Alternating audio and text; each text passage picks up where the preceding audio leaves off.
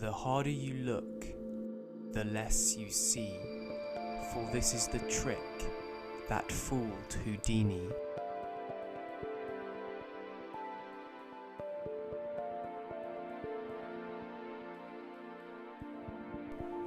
Houdini picked a card by simply saying stop. He remembered the card's value and placed it second from the top.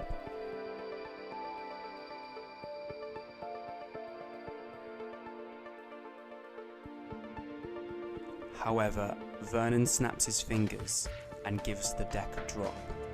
He waves his hands over the cards, and Houdini's selection is now on top.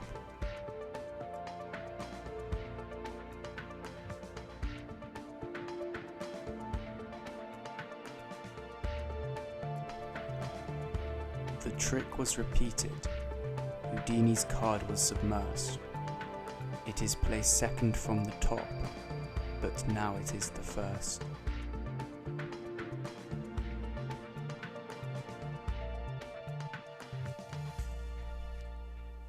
Vernon then took Houdini's card and right before his eyes placed it into the middle of the deck and tells Houdini that it will rise.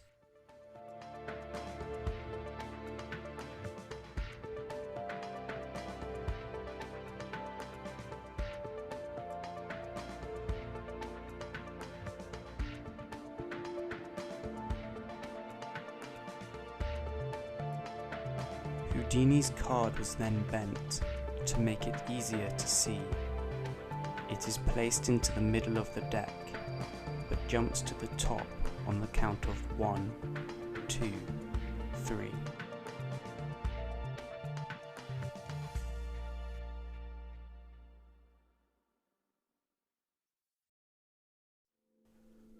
In order to do this trick, you're going to need a double backer.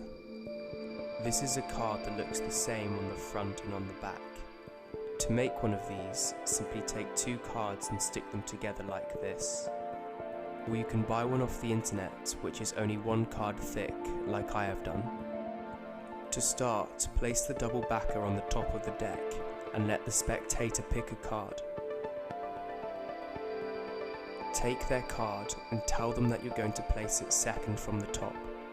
Slide in their card and you can display it going in by turning over your hand. As the cards are squared up, you're going to need to perform a double lift. This is when you turn over 2 cards as one. So whilst it only looks like the Queen of Spades is showing, in reality 2 cards were just turned over. There are lots of different ways to perform double lifts, such as peeling off 2 cards and displaying the selection. You can also slide off 2 cards like this. The double lift is a very deceptive move that you need to learn, and I'll link a tutorial down below. Once you've turned over both cards, you can cleanly display their card by itself on the top of the deck, showing both sides. You then have to perform another double lift and turn over the double backer and their selection. Now take the double backer, which they think is their card, and put it second from the top. Push it in, snap your fingers, and reveal that their card has jumped to the top. The next part is probably the most difficult. You need to shift all the cards forward except the bottom one, and then you need to shift all the cards back again, catching a thumb break. I'll show you that again. So shift all the cards forward except the bottom one, and then slide all the cards back, catching a thumb break. Now you need to swing cut across the top portion of the deck whilst retaining the break. What you're going to do now is push forward their selection and drop the card that you just got a break under.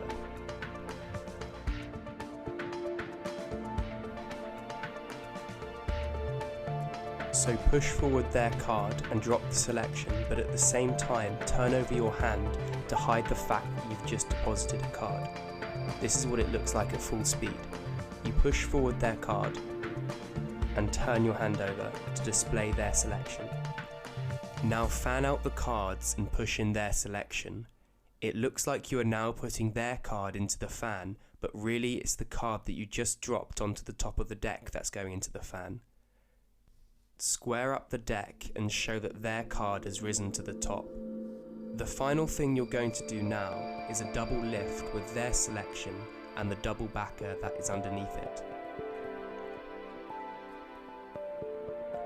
Perform the double lift by turning over 2 cards as one.